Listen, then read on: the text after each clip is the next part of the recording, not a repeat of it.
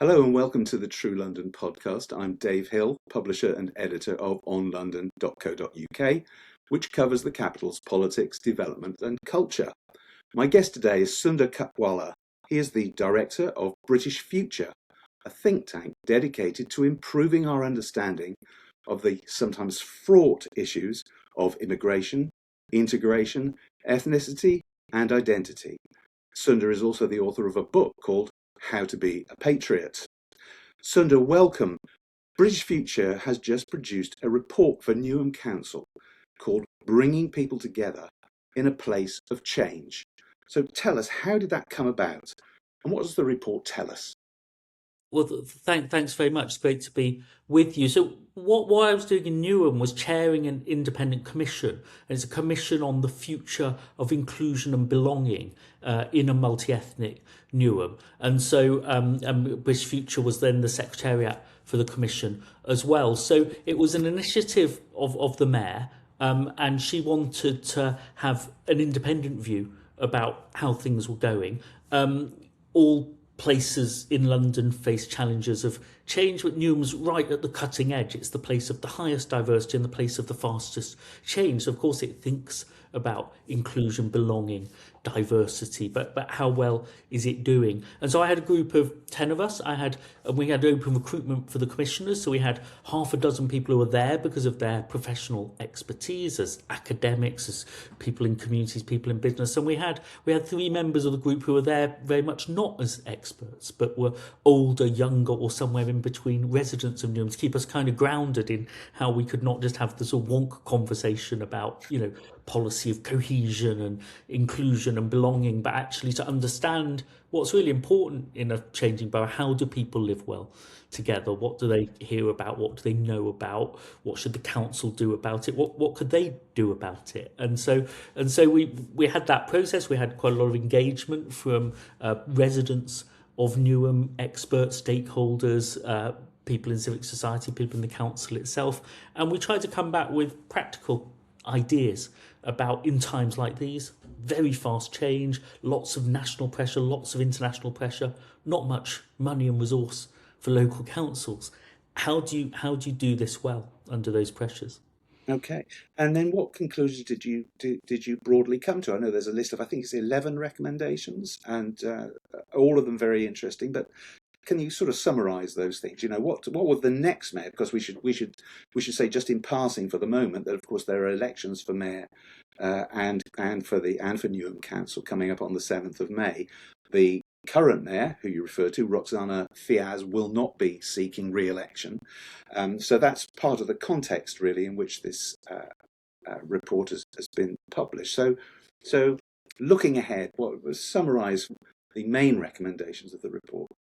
In terms of what we found in order to set up what we needed to make recommendations about, I think we found a relatively good news story with some challenges. People tell stories about London, and sometimes they particularly tell stories about Newham or Tower Hamlets, and place in East London that are of high diversity. And the reason people tell stories about London and East London is they say you can't have a society anymore if there's no majority group, and you can't ever make differences work, or there'll be no-go zones if there are too many people are Asian or too many people are Muslim, or you'll have white flight and so on. And what we found about the people who are Newham lost a lot of population over the decades, and it's growing again, and it's growing as fast as anywhere else. But that does mean that a fifth of people one year might have not lived there last year.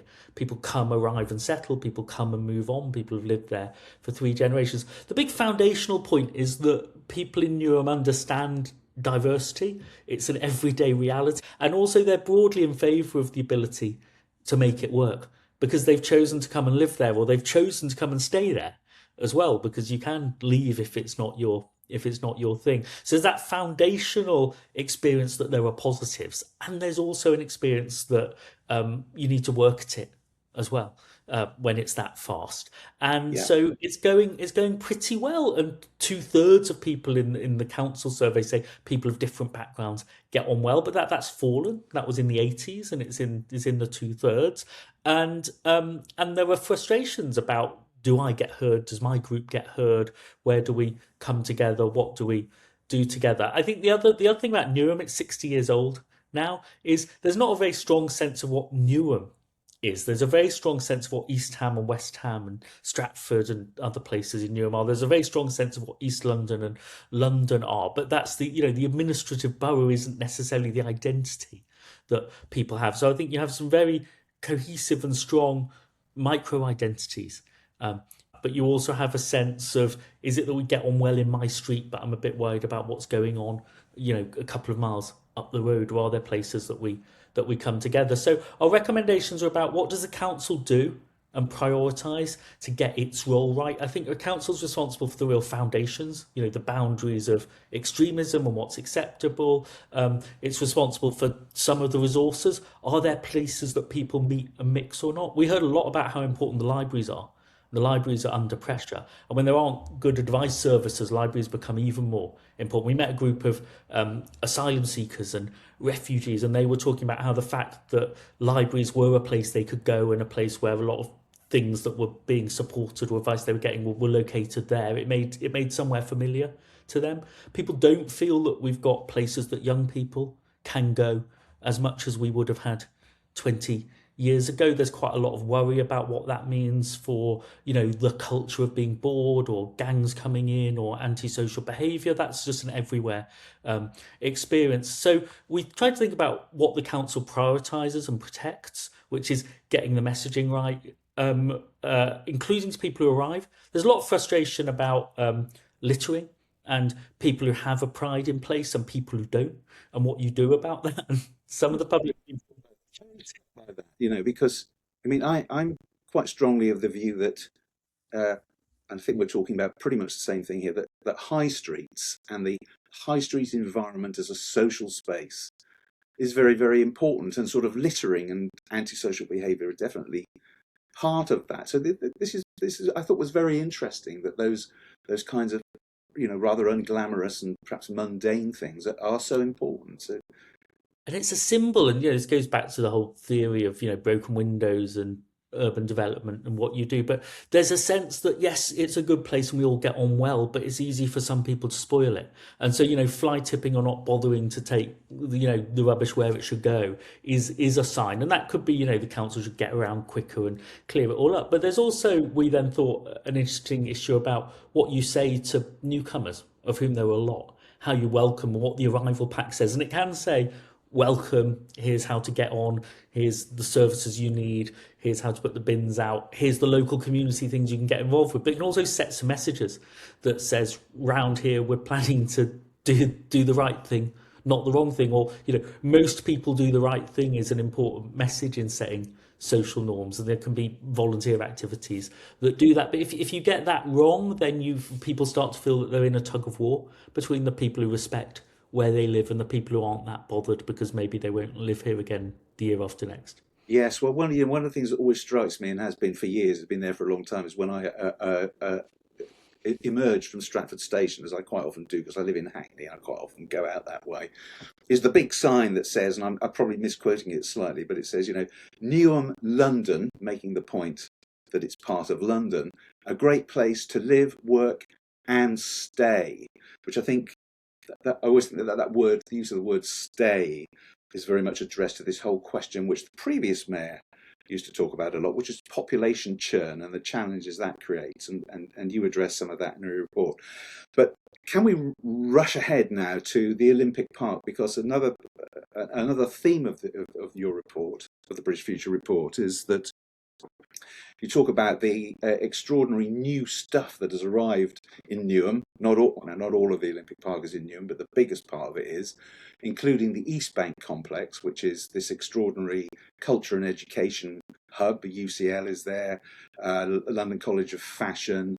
The new V&A East Museum is going to open later this month. So there's all this fantastic stuff on the doorsteps of people in Stratford and Newham more broadly.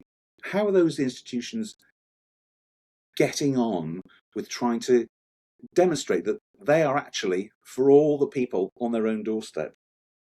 I think I think the institutions would say that they're trying hard, or they want to try hard. They want to send a message, and that's why they've gone to East London, East Bank, and that they're going to forge community links, and they're getting on with it. And I think some people in Newham have got that experience. I think there's a bit of a difference between the Olympics. So if you were there at the time, that the whole world was being, it was the absolute centre of everything, and no doubt there'd be mixed views about what it was like at the time, but also just that sense of, were promises made and were promises kept about what it would mean. And then, if a massive institution like West Ham United moves out of, the crowded streets around Upton Park and moves into the Olympic Park, what does that mean for the area it leaves and the area it comes to? So a sort of sense maybe that it's important to be, at the centre of the world and proud of why that happened, and then a question mark about what benefits do you gain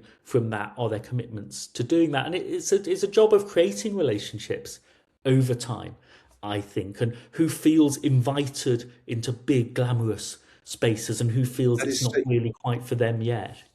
that is so true. So when I was writing my book about the Olympic Park, which was really a story of regeneration and how it happens and how it was achieved. But during my research for that, I had more than one conversation of this type, but there was one that particularly struck me and has stayed with me, um, where a person involved with a local charity said that even to her it was extraordinary how often she encountered local people who did not believe that they could enter the Olympic Park without paying. Now, there are some of the things in there, like the velodrome and the extraordinary swimming pool. You do have to pay to use those, but anybody can walk into the park. It's just a free space for the public. But there was this psychological barrier where people felt this is glamorous and new, and it's really not for me. And that seems to me a really difficult barrier to break down. What do you think?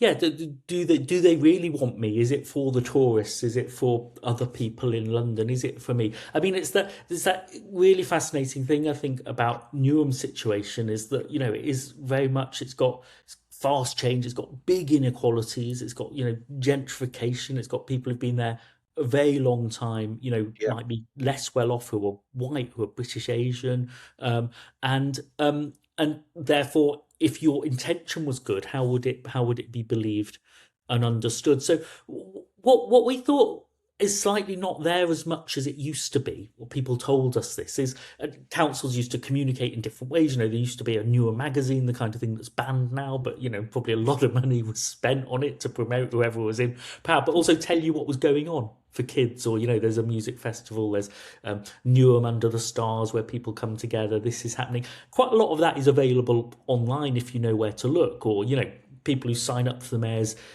email newsletter know about things that people who don't sign up for it don't know about. They're not being invited to things. So in our groups we have people like, is there really? That's interesting, I didn't know about that. So you've got to work harder in this more disaggregated thing, but you've also got to extend the invitation. So we found that a lot of people said we stick to our own more than we want, but we don't want to, but we don't know when the moment happens when we won't. So we were saying actually a calendar of connection.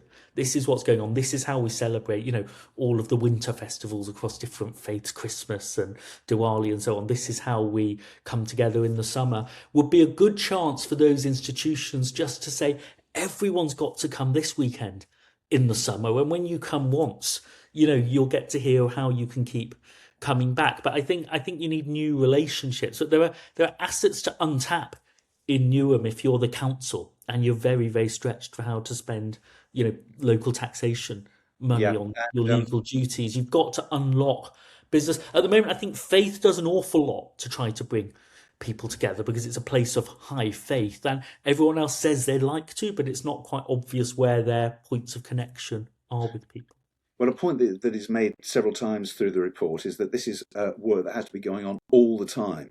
It has to be constantly engaged in, particularly when there is, as we've already touched upon, there are kind of threats from outside. The let's call it fraught debate about national identity and all of that stuff that we know about. So all that's very important and interesting. Now, I want to move on to the last bit of our conversation and I'm just looking at the report now, one of the things that you think should be done is a new vision of inclusion and belonging should be championed by the mayor. Now, we're going to have a different mayor after the 7th of May.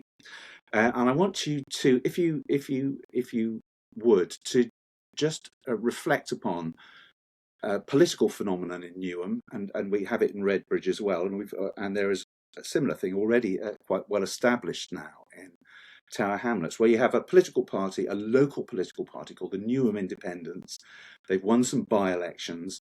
They're mounting quite a determined and serious campaign for the mayoralty, and there is a chance, a non-negligible chance, let's say, that their candidate will be the next mayor, and that would end a long period of Labour political domination of the borough. And this is a party which is very much rooted in the Muslim community. And this is, I think, causing some alarm, and we're already seeing some reaction against that. We have a former Labour councillor who is running for mayor for reform, who is warning about the balkanisation of Britain. What are your reflections on the existence of what is essentially, not entirely, but essentially a party sprung from a particular community and that perhaps speaks mostly to a particular community within Newham? Is this something to be worried about? I think changes in the political context will matter. I mean, we've run a commission report that spoke to everybody from all backgrounds, compared the views from different backgrounds, found quite a lot of common ground, and would be relevant to councillors, mayors who represented all parties. But I think that sense of political change, if like a lot of boroughs in London have been, one-party states for a long time, I think, some pluralism, some contestation, and it might be the Green Party, it might be the Conservatives and Liberal Democrats, sometimes it might be different kinds of independence in different boroughs, is obviously part of democracy, and people are going to vote for different people all the time. And if you have sort of all the politics is within one party, it's slightly out of sight. There's a sort of right wing of the Labour Party and a radical wing and a middle wing of the Labour Party, and there might be different groups there. What I think would be difficult for a borough like Newham or a borough like Tower Hamlets next door, other inner London boroughs, is if in a very diverse place you get a white British party or a white British middle class party and a white British working class party and a Bangladeshi Muslim party or a Bangladeshi Pakistani party and then a different party of other minority groups, then you institutionalise in a slightly sort of New York Bonfire of the Vanities way that people speak up for the different groups, and that's how you do it, rather than that an independent party or a Green Party or a Labour Party says, we're here to speak for everybody at the same time, and we know there'll be different issues about anti-Muslim prejudice or anti-Semitism or, whether you feel heard about immigration or whatever the issues are, integration, but we'll hear you all and try and govern for you all. I would prefer a politics in which independent parties said, we've got a view that this borough needs change, we need to see, the rich need to do more, and we're appealing for Asian and white votes to bring about the coalition. I think it really helps Newham that you might have 40% of people who are Asian, but there are 3-4 large Asian groups there. You've got a third of people are white, but they're white British and they're white other. So it's really quite hard, I think, to represent one minority group and be the majority and rule over everybody else. If you have a Milltown in the north or another place in London where there's a sort of 40% group and a 40% group, you can end up with the politics of Northern Ireland where, if more of us vote on Thursday and less of them vote, we'll get to rule over them and stop them ruling over us, and then we'll have the housing or we'll have the jobs. I think it's important for whoever's the mayor of Newham to say, I'm here to serve all parties. And I think the independent party can only do well if it wins votes across communities, and that's true of the Labour Party as well. Okay. All right, thank you very much. I think that covers most of the main points that I want to ask you. We could be chatting all day, but I do recommend people to read the report, and I'll be writing something about it for the website with a link to it, so that you'll be able to read it all the way through for yourself. Sunder, I'd like to thank you very much indeed for joining our audience. Thank you everyone for paying attention all the way through. Goodbye.